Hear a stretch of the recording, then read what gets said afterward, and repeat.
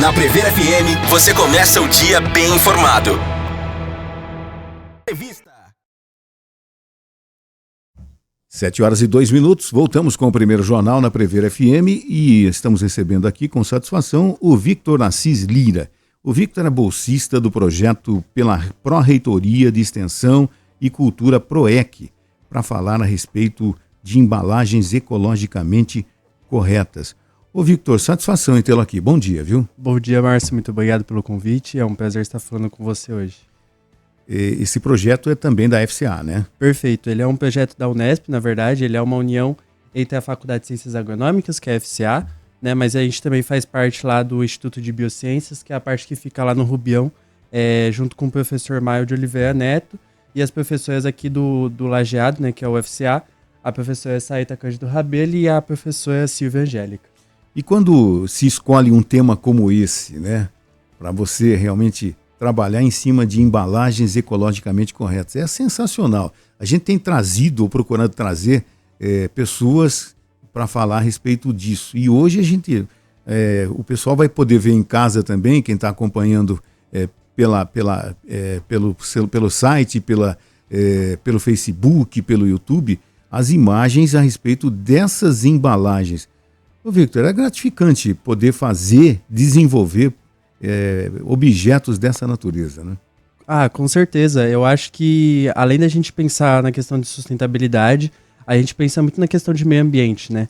É muito importante a gente falar a importância desses materiais, né? Tanto ecologicamente falando, mas quanto a finalidade que eles têm ao final da sua utilização, né? Então, assim, o material de cera de abelha, por exemplo, ele é um material que ele pode servir como fonte de churrasqueira, então ele pode servir como fonte de carvão ali no final. A fécula da mandioca ela pode ser compostável numa composteira junto com resíduos orgânicos convencionais, né? Mas mais importante que isso, acho que é falar o trabalho que a gente faz com o público também, né?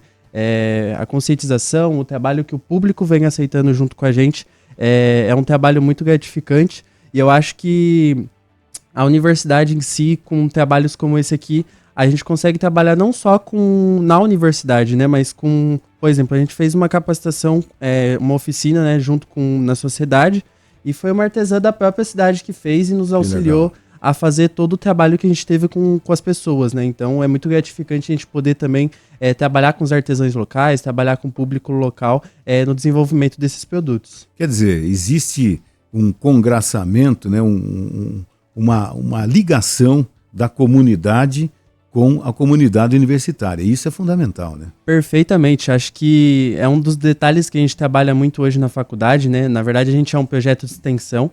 Para quem não sabe o que é um projeto de extensão ou até mesmo a extensão universitária, é um momento onde a gente consegue trabalhar junto com a comunidade e ultrapassar os muros, mostrando que a universidade também é para todos, né? Que ela é acessível, que ela tem um trabalho comum e um viés comum para a sociedade. Então, eu acho que o nosso foco principal, junto no projeto de extensão, tanto no Bioembalagem como tantos outros, né? Uhum. O Estado hoje ele se preocupa muito mais, o governo no sentido, ele se preocupa muito mais com a extensão, principalmente por conectar o público, a gente diz público externo, né? Mas a gente diz comunidade, a gente sabe que a universidade também faz parte dessa comunidade, né? Então, mostrar para as pessoas que a universidade é para todos, que a gente consegue fazer coisas que são demandas da sociedade atual, principalmente pensando em contexto de mundo, pensando em contexto de melhoria, né? Que eu acho que é o principal propósito que a gente tem que ter hoje na faculdade.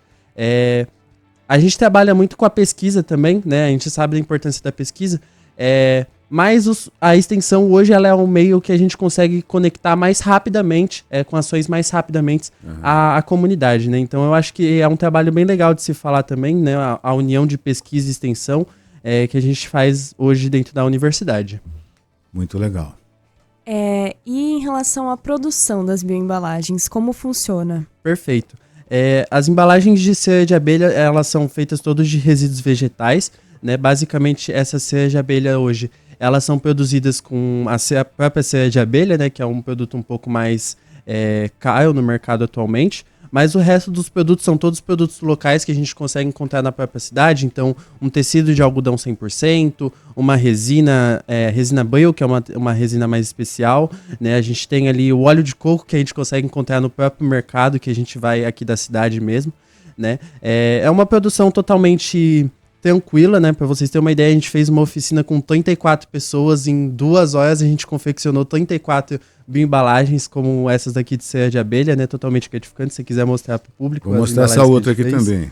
E a de fécula da mandioca, basicamente, ela é feita ali com a fécula mesmo da mandioca, né? Que é o resíduo ali do amido da mandioca que a gente gera, né? E aí, ela tem toda uma produção ali por molde principalmente de processos físicos, então pressão, temperatura, que são os principais processos de termoprensagem que ela passa, que é o processo mais convencional delas. Essa aqui, essa embalagem para ovos, né? Isso aí, perfeitamente. Aquela ali vocês podem ver que ela tá com uma coloração, né? Na verdade, ele é um pigmento alimentício, ele não faz nenhum mal, ele também não tem nenhum valor calórico e tudo mais, tanto que elas são até comestíveis. O pessoal gosta bastante de saber disso, né? Então elas são comestíveis, são biodegradáveis, são totalmente sustentáveis, né? E de resíduos vegetais. Ô Victor, muita gente deve estar se perguntando, e quando a gente vai ter acesso a tudo isso, né? Vocês estão desenvolvendo na universidade, está tendo esse intercâmbio com a comunidade local e tudo mais, mas quando é que a gente, simples mortais, vamos chegar no mercado e de repente falar, eu quero essa embalagem feita com fécula de mandioca, mas eu quero a cor azul, eu quero a verde. Vai ser possível a gente encontrar? Perfeitamente.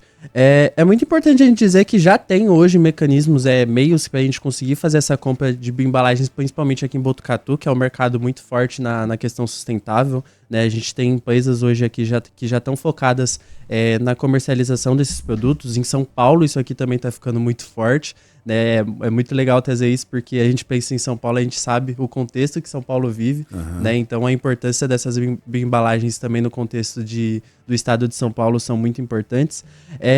Mas eu acho que assim, para elas realmente chegar no mercado, eu acho que a principal barreira é que o público que a gente chega, eles já afirmam, e eu acho que é o que a gente do próprio projeto também afirma, que é a dificuldade no preço. Né? A gente sabe, por ser uma questão totalmente sustentável, ele acaba tendo... Eu ia falar justamente disso agora, qual é o preço final do produto. Né? Exatamente, é uma problemática muito grande, porque ela acaba saindo às vezes o dobro, o triplo do valor de um plástico convencional e que acaba dificultando um pouco mais a questão de comercialização. Mas pensando em expansão de mercado, escalonamento, eu acho que a principal questão é a gente conseguir produzir, encontrar formas de produção delas em larga escala. Que eu acho que é o que torna tudo hoje no mercado mais barato, né? Quando a gente pensa em larga escala, a questão de quanto mais você produz, menos você tem de gastos, porque você produz mais em um curto período de tempo, né? Então eu acho que a principal questão é principalmente o escalonamento do produto. Eu acho assim que, desculpa, Helen, por exemplo, acho que o fator fundamental que a gente tem no dia a dia são as sacolinhas plásticas em supermercado.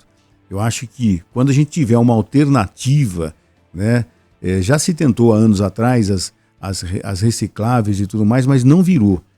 Talvez até pelo custo. Perfeito. O dia que a gente conseguir, né, produzir em larga escala uma substituição, principalmente para a sacolinha de supermercado, a gente vai ter dado um passo gigantesco, né, no auxílio à natureza, ao meio ambiente e tudo mais, né? A gente tem que falar também que ainda a gente precisa de mais incentivos, né? A gente não consegue fazer produtos hoje em larga escala se a gente não consegue falar de incentivo. Então, talvez incentivar essas empresas, pequenas empresas hoje, né? Pequenas, médias empresas, com isenção fiscal, talvez, ou ajuda de custos, alguma forma que elas consigam realmente provar. Porque, se elas fazem um produto desse, é um produto sustentável, ele é ecológico, e ele realmente ajuda o meio ambiente, por que a gente não pode dar um retorno para essas empresas e falar assim, você está ajudando o meio ambiente, a gente vai te ajudar também. A gente vai fazer um meio de implementação, porque eu acho que assim, a questão da sacolinha, por exemplo, vamos supor, Botucatu aqui faz uma compra em massa, a prefeitura de Botucatu, ela faz uma compra em massa e fala assim, nossa, eu vou distribuir no mercado para mostrar que a gente está preocupado com a sustentabilidade. Poderia ser totalmente uma possibilidade. Não, e que funciona. Ela vai ter a resistência, você vai atingir o mesmo objetivo que atingia com a sacolinha plástica, com essa sacolinha sustentável. Perfeitamente. E é muito legal, porque a gente imagina que talvez, eu repito, seja o principal problema, que é o do dia a dia. Porque o que as pessoas fazem? Colocam no lixinho e de repente... no lixo normalmente. E de repente coloca no lixo aquilo lá, a sequência de tudo isso que a gente sabe, né? Quando existem as enchentes, aquelas sacolinhas, toneladas e toneladas boiando e tudo mais. Isso para se decompor vai mais de 100 anos. Né? Se de repente você tem a oportunidade na universidade, eu acho que aí as grandes empresas é que tem que entrar. Tem que entrar, tem que financiar. Quanto fica para financiar X sacolinhas? Quanto fica para financiar, para ser parceira nesse projeto? Porque vai ser um destaque para a própria empresa também. Vai ser uma propaganda hiper positiva para aquela empresa que esteve junto, que vai ter a logo dela na divulgação. Isso é fundamental. Empresários de Botucatu, abram os olhos. Olha, é o futuro. Não só, é o futuro da humanidade. Que potencial de publicidade, inclusive, fazendo o bem para gerações futuras, para os seus filhos, para os seus netos, para as futuras gerações, né? Eu queria perguntar da funcionalidade dessas embalagens, né? Você mostrou essa que imita o isopor, né? O Márcio comentou da outra que substituiria o plástico bolha. Se elas têm essa mesma função, né? Essa que parece um isopor, se ela tem essa capacidade térmica do isopor, a outra que substituiria o plástico bolha, se ela realmente protege um vidro, por exemplo, tem essa mesma funcionalidade? Perfeitamente. Eu diria que sim. Eu falo que a resistência delas são basicamente as mesmas, né? Talvez um problema hoje da embalagem de fécula lá da mandioca, que ainda são estudos a serem feitos, é o potencial dela em aumentar talvez ali a presença em quantidades úmidas. Quando eu digo úmidas, então eu digo assim, coisas que não façam ela derreter, então água, coisas quentes, né, café, que é um problema que a gente tem hoje atualmente também nos comércios locais, que é o copinho plástico de café, que a gente também não consegue tirar, né? Então hoje os estudos ainda com certeza precisam ser aprimorados, mas para itens comuns eles conseguem fazer totalmente o papel que eu diria que o plástico e o isopor faz tranquilamente, porque eu digo assim, mais do que o viés do trabalho que ela deve fazer, eu acho que a importância que ela tem no mercado, no meio ambiente, né, e tudo mais. Para vocês terem uma ideia, essas embalagens aqui, elas duram 3 meses no ambiente, né, então é um tempo muito curto mesmo, se vocês forem pensar, né, então é um potencial muito grande. E quando da decomposição, inclusive, dela, ela não causa mal nenhum ao meio ambiente. Nenhum mal. Não causa mal nem no ambiente, nem para os animais, se cair num rio, porque ela acaba se decompondo também em contato com a água depois de um tempo de 40, 50 minutos mais ou menos, né? Ela não causa problemas em rede elétrica, não causa problema em bueiro, não causa problema na sua casa. Nossa, muito bom. São oportunidades muito boas, assim, sabe? E os paninhos de cera de abelha também são uma oportunidade super positiva pra gente pensar ali na substituição do plástico filme, pessoas que gostam de levar maçã para o serviço, banana, que é um revestimento ali para proteger a sua fruta, também serve totalmente. Proteção de embalagem. Eu tenho um problema muito grande que às vezes eu levo marmita para a faculdade e a marmita acaba banhando na minha bolsa, né? Aí, com essas embalagens de cera de abelha, isso já não é um problema, porque acaba que não sai da embalagem, né? Então já é um destaque bem importante.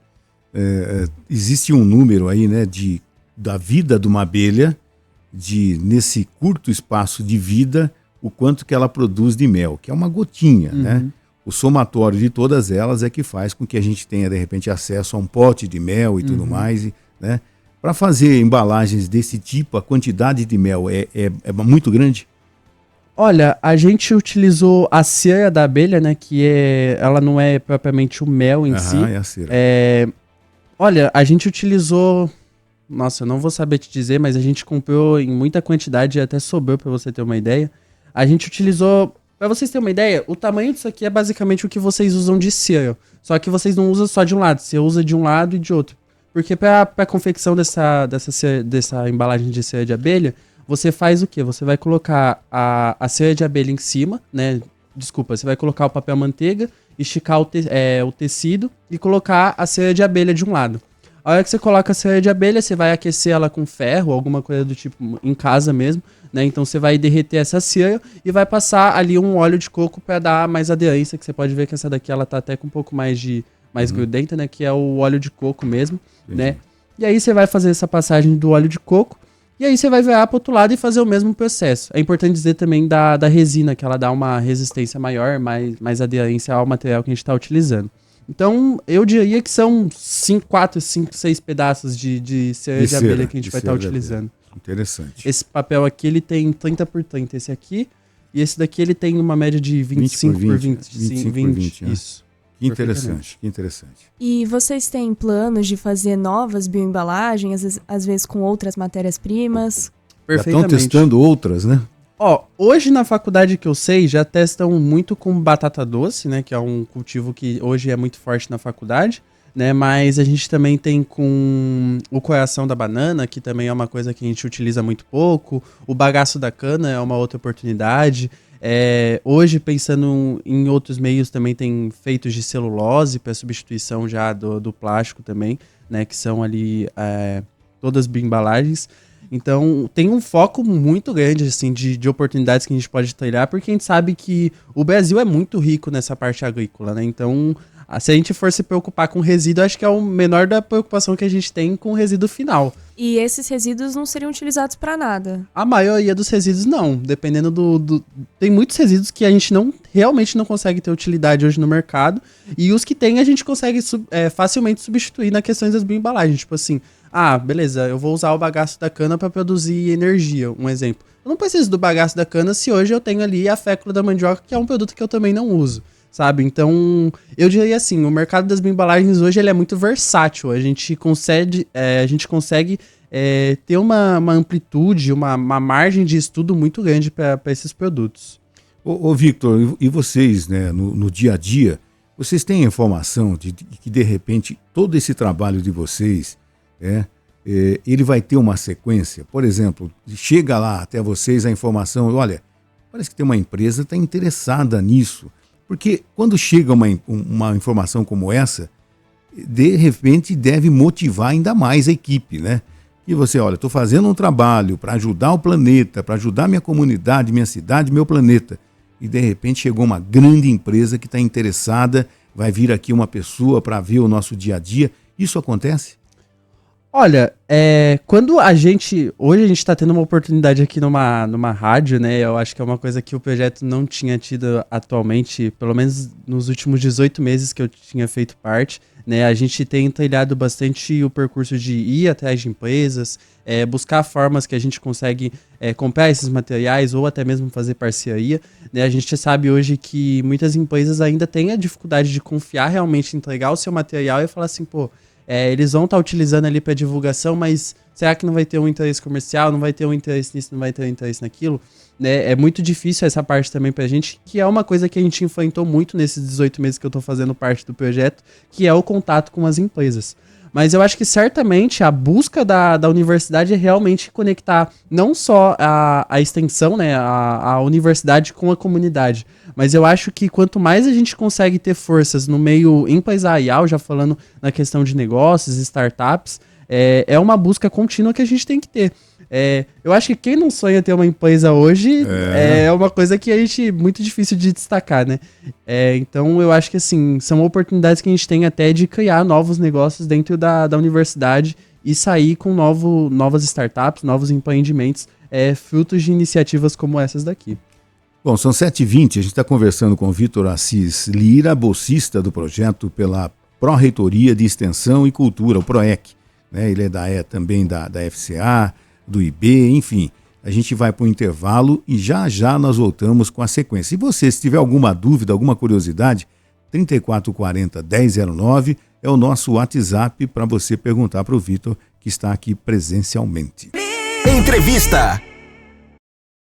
7h23. Voltamos com o primeiro jornal na Prevera FM e hoje o assunto aqui, embalagens ecologicamente corretas. Estamos com o Victor Assis Lira, bolsista do projeto pela Pró-Reitoria de Extensão e Cultura PROEC da Unesp. Ô Victor, eu me lembro que antigamente você ia na sorveteria e comia a casquinha do sorvete, inclusive, né? Hoje natural, né? Uhum. Você escolhe até o tipo de casquinha e tal, né? Uma embalagem como essa, se de repente uma pessoa fala, gente, tô achando que isso aqui, eu vou comer essa embalagem, pode comer? Pode, claro, ela é 100% comestíveis, né? São todas feitas de material vegetal aí que não causa nenhum mal para a saúde. E aqui em Botucatu mesmo, que eu saiba, já tem mercados que já estão utilizando essas próprias embalagens como forma de comestível ali mesmo. Até mesmo acho que uma sorveteria daqui de Botucatu, ela já estão utilizando essa alternativa. Que legal. De repente a pessoa fala assim, o que você trouxe para o almoço? Eu trouxe uma caixa de ovo, mas eu vou comer a caixa, né? Fazendo uma brincadeira, mostrando realmente que é possível, é claro, comer. Ninguém vai fazer isso, né? Pode experimentar tudo que não causa mal nenhum. Cuidado com esse ninguém vai fazer isso, porque depois que falaram que papelzinho de chiclete era comestível, muita gente tentou, hein? É melhor nem tocar no assunto, né? Melhor nem tocar no assunto. Uma embalagem como essa, por exemplo, da fécula de mandioca, você falou de outras. Nós temos inúmeras alternativas para vocês, inclusive, fazerem os experimentos, fazerem pesquisa num país continental como o Brasil, né? Perfeitamente. Acho que hoje o que a gente consegue explorar de alternativas totalmente sustentáveis e alternativas novas, pensando no mercado que hoje é um produtor muito forte, é um mercado que a gente gera muito resíduo e tem muitas oportunidades, é uma coisa que a gente hoje está explorando cada vez mais, né? Porque o Brasil hoje, querendo ou não, ele é uma força, né, nessa questão de estudos, né? Então a gente consegue hoje gerar muitos estudos, principalmente aqui na FCA, que é uma faculdade totalmente agronômica, com professores renomados nessa área, né? Então a gente consegue fazer estudos bem interessantes sim nessa área. O bambu também é interessantíssimo, o bambu e a possibilidade inúmera de usar o bambu. Eu me lembro que um amigo que tinha um restaurante aqui em Botucatu, há anos atrás, ele começou a colocar copinhos de bambu, o talher de bambu, mas em virtude do preço ele não conseguiu manter, né? Que talvez seja sempre o principal empecilho, né? A condição financeira de você comprar embalagens, artefatos ecologicamente corretos, né? Com certeza, eu acho que uma das principais barreiras é a questão do custo mesmo, né? Para vocês terem uma ideia, eu acho que a embalagem de fécula da mandioca hoje ela sai na média aí de R$1,20, R$1,30, que é um preço, querendo ou não, se a gente for comparar com um prato plástico desse de 20, 30 centavos, é um mercado que ainda precisa ser explorado muito, né? Os custos hoje, por exemplo, para a cera de abelha, que foi uma coisa que a gente produziu, ela já é na faixa de R$8 a R$9 para produção, né? Mas é importante dizer que é uma embalagem que dura de 6 meses a 1 ano, né? Com lavagens contínuas e utilização de forma frequente, né? Então, eu acho que uma das principais barreiras hoje, atualmente, é realmente a questão do preço, que a gente vai precisar realmente encontrar formas de subsidiar esse produto de uma forma mais acessível e tornar ele mais chamativo no mercado. O valor de produção é maior, por quê? Porque é mais difícil de fazer a embalagem? Então, hoje a gente, além de ela ser um pouco mais difícil, os materiais acabam sendo um pouco mais caros também, né? A gente hoje, por exemplo, não tem um custo com resíduo, tudo bem, mas a gente ainda tem um custo ainda com processamento, mão de obra, né? Que é uma coisa que a gente precisa explorar muito. E, por exemplo, a embalagem de cera de abelha a gente produziu manualmente, então se a gente for falar para essa questão, é uma questão de ver mais um artesanato, um ato mais local mesmo do que realmente produtivo em larga escala, né? Então eu acho que a principal barreira que torna esse produto um pouco mais caro ainda é isso, é um produto ainda muitas vezes produzido em pequenas quantidades ou de forma local mesmo e não tem um mercado ainda tão grande, exatamente por não ter sido explorado mais localmente, né? Que eu acho que é um passo para você começar a pensar na larga escala. Eu imagino até o seguinte, de repente você, em larga escala, uma produção industrial, né?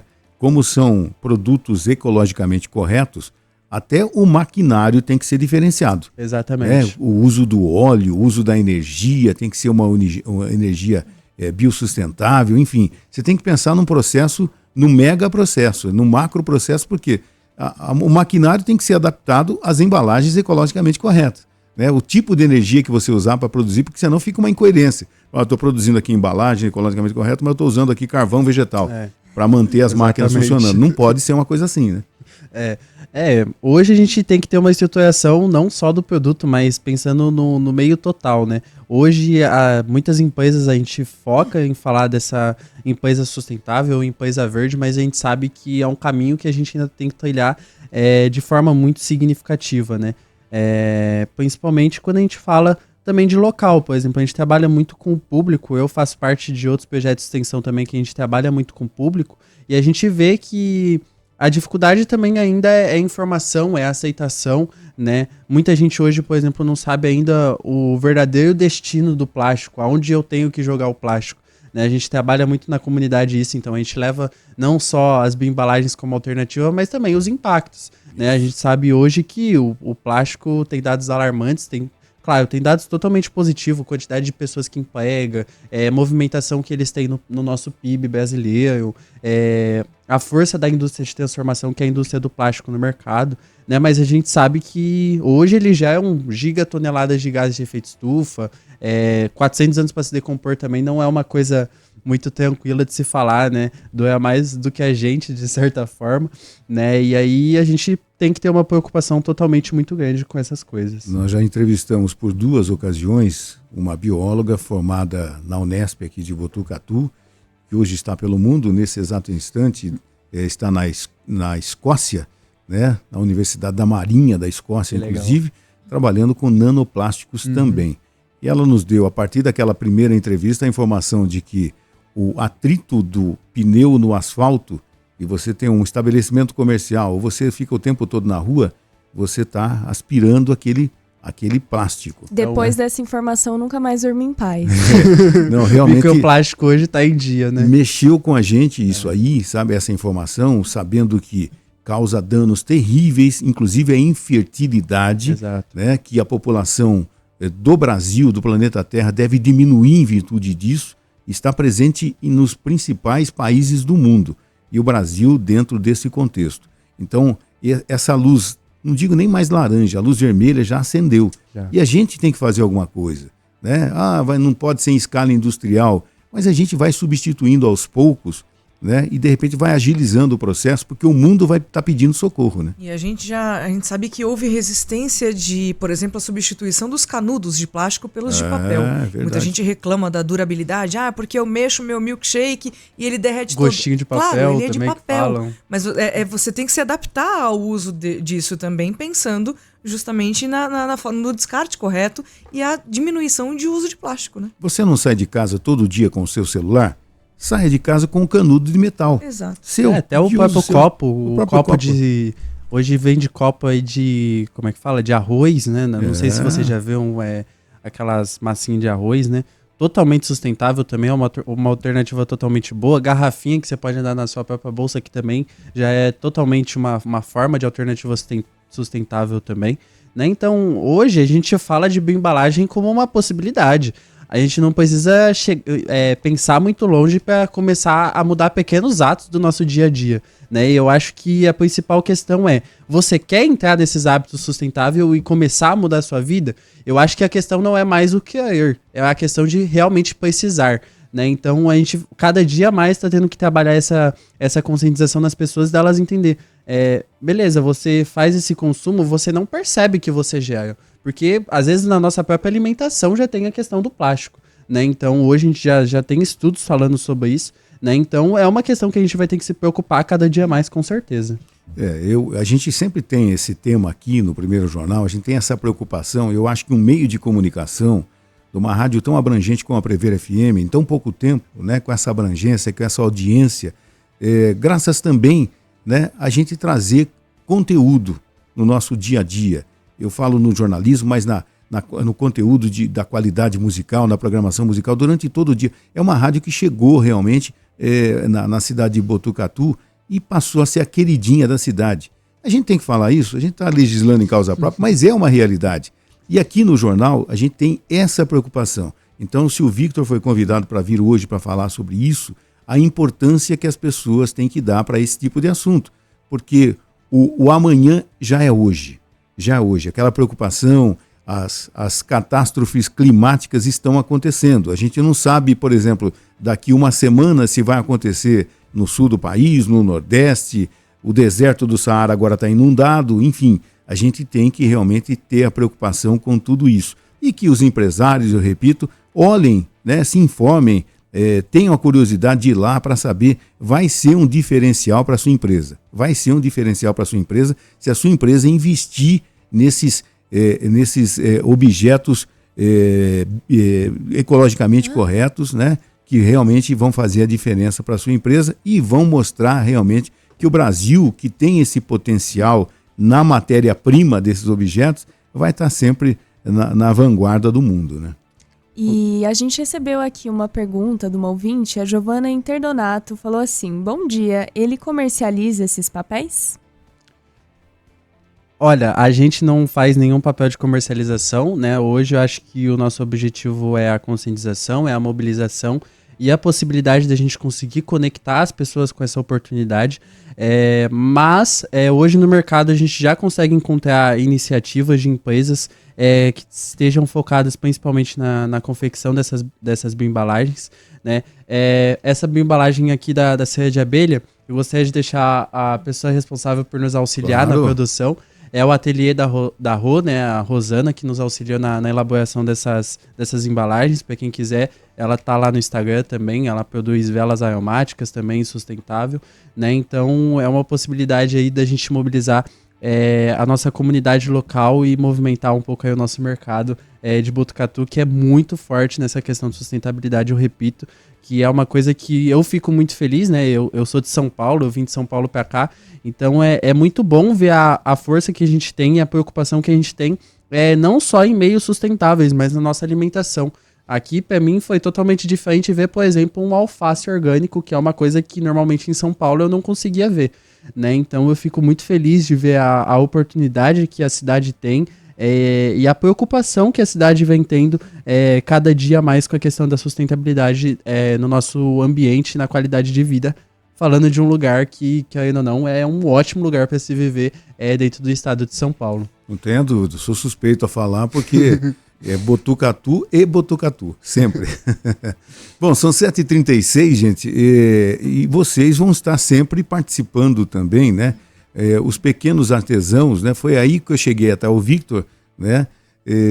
Também tem a oportunidade de ver os produtos também que são feitos dessa maneira ecologicamente correta também, né? Com certeza, hoje a gente fez, nesses últimos 2 anos, a gente fez um papel bem interessante de ir realmente às comunidades, ir realmente em feiras da cidade, né? Então, para quem não sabe, a gente esteve presente nesses 2 últimos anos na Feira do Verde, que foi aqui no Parque Municipal, né? É uma super oportunidade que a gente teve de se conectar não só com o público externo, mas com os próprios comerciantes que estavam ali no local, né? É muito legal trazer isso, a oportunidade que os próprios outros comerciantes do local já tinham, né? Então eu deixo meu agradecimento ao Fabiano, né, da LFM Miniaturas, que possibilitou esse contato junto com o Márcio, né? Então um grande abraço, Fabiano, e a todos do projeto também gostaria de agradecer a força que a gente tem dentro da cidade, né? E o trabalho que a gente vem fazendo como universidade, como projeto de extensão, como grupo,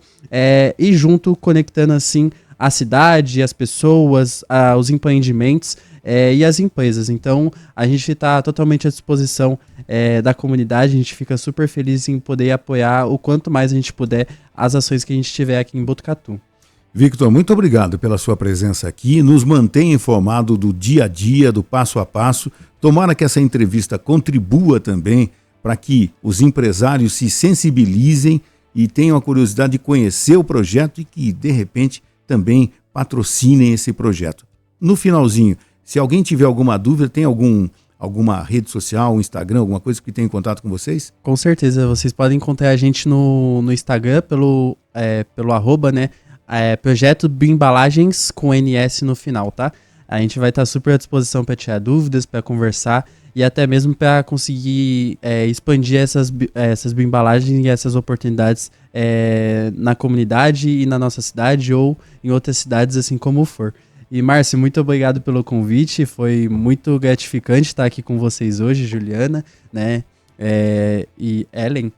E Ellen. É muito, muito bom estar conversando com vocês e poder ver que os meios de comunicação hoje estão preocupados em trazer essas informações e essas oportunidades, né? Eu acho que eu nunca sonhei em poder estar numa rádio, né? Então foi minha primeira vez, então eu tô muito grato pela oportunidade.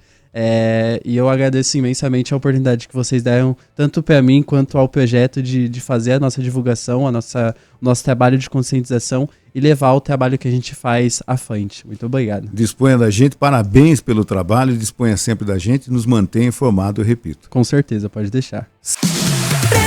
FM